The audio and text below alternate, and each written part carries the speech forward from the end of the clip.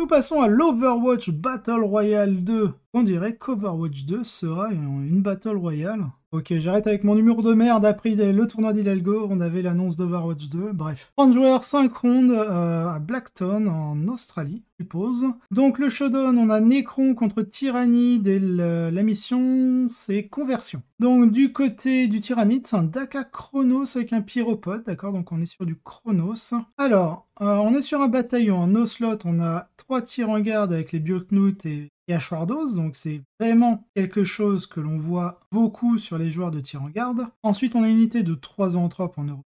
En QG, nous retrouvons Rive tirant à pied avec son canon venin lourd, sa relique canon venin lourd, et il a Heightened Sense en trait de seigneur de guerre qui lui donne Fight First à portée d'engagement et une full reroll touche, tout le temps, au tir comme au cac. Ensuite, on a un Neurotrope avec la Synaptic Tendril pour donner un dé supplémentaire en phase de psy. Ensuite, en troupe, nous avons une unité de 10 gargouilles, 2 unités de 10 thermagont. En élite, nous avons 2 unités de 3 pyrovores, donc qui est assez intéressant, car avec le Chronos, ils gagnent 4 pouces sur leur portée. En support, enfin en soutien, nous avons une unité de 2 biovores pour spammer les spormines et 2 exocrines, dont un amélioré avec la munition vorace, donc c'est pareil, les exocrines tirent non pas 36 pouces, mais 30 pouces en Chronos. Ensuite, sur les volants, nous avons 2 harpies en canon étrangleur, dont une avec l'amélioration Synapse. Et enfin, en transport dédié pour les pyrovores, nous avons un tyrannocyte. Du côté Necron, nous sommes en Silent King Eternal Expansionniste. Alors, nous avons une première patrouille avec un Chronomancer et son vol des ténèbres, une unité de troupes de 5 immortels avec des Tesla. En attaque rapide, nous avons une unité de 3 Canoptech Scarab Swarm, une unité de 3 Tombblade en particulier meurt. En soutien, nous avons une unité de 6 Locust Destroyers, dont un Locust lourd Destroyer à l'intérieur. Nous avons un détachement Supreme Command avec le Silent King himself. Et enfin, une unité d'Outrider avec en QG un Catacombe Command Barge, son Voltaic Staff et son Enduring Wheel. Entrée de seigneur de guerre, on a Illuminor Zerat. En élite, on a une unité de 9 Lichguard avec leur shield et leur épée. En attaque rapide, nous avons une unité de Canoptech Scarab Swarm, donc 3 Scarab Swarm. On a 3 unités de 3 Canoptech Grace en Vicious Claw et une unité de 3 Ophidian Destroyer.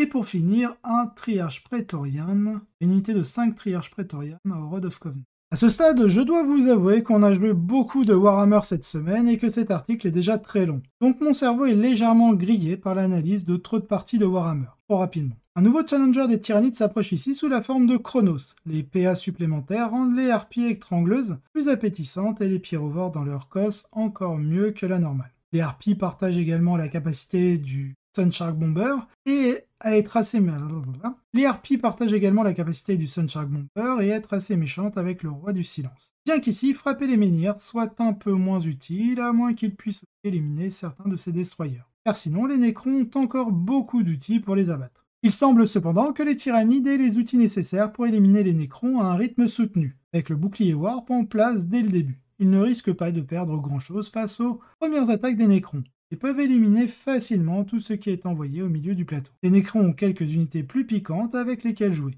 comme le bloc Lichguard et les Destroyers. Mais sur le papier, je dirais probablement que c'est pour les Tyrannides. C'est un échec pour moi, parce que les Necrons se sont enfuis avec. À la réflexion, je pense que le facteur déterminant est qu'ils peuvent assez rapidement déployer toutes les troupes tyrannides, et qu'après cela, les Tyrannides ont assez peu de choses sur la table pour répondre à toutes les prises d'objectifs des Necrons, pour ne pas être en mesure de les empêcher de maximiser la plupart de leurs secondaires et primaires. Le fait que les Tyrannides soient inhabituellement pauvres en matériel de contre-charge de mêlée va également exacerber le problème de manière significative, car cela rend le retournement des objectifs très risqué, surtout contre les Wraiths et les Lichguard avec des sauvegardes invulnérables ou une barge de Catacombe Commandement qui se cache derrière un écran. La conversion va également jouer un grand rôle ici. Les Tyrannides auront beaucoup de mal à pénétrer dans la zone de déploiement des Necrons, alors que ces derniers pourront probablement faire des tours de 6 points à leur guise sur 2 et 3. En toute légitimité, les Tyrannides pourraient effacer les Necrons de la table au 4e tour et les Necrons pourraient encore marquer un maximum de points s'ils étaient les premiers. Donc nous avons quand même une belle bataille, 97 à 76 en faveur des Necrons.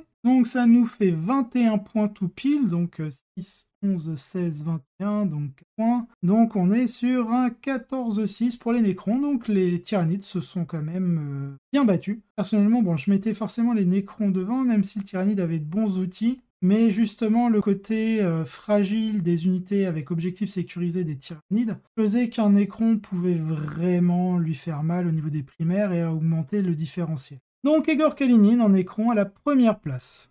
Une fois de plus avec du feeling, une rotation particulièrement mobile avec une grosse menace de tir de la part des destroyers, rendant beaucoup plus difficile pour certaines unités adverses de se déplacer en toute impunité. Bravo à Egor pour avoir complété une semaine exceptionnelle pour les dynasties. Le reste du BES, donc on a 5 autres joueurs en X victoire, une défaite. Donc nous avons Josh Macmillan en Adepta Sororita en Bloody Rose Good Stuff. Nous avons Michael ou Michael Duke en Tyrannide, donc à la 3e place du Showdown. En 4e place, nous avons Joshua Brody en Adepta Sororita. En 5e place, enfin Bloody Rose Good Stuff. En 5e place, nous avons Benway en Tyrannide Léviathan avec un spam de guerrier et du pyropode. En 6e place, nous avon Richard Hill avec sa Deathguard en Inexorable avec un spam de Mephitic Blight Hauler.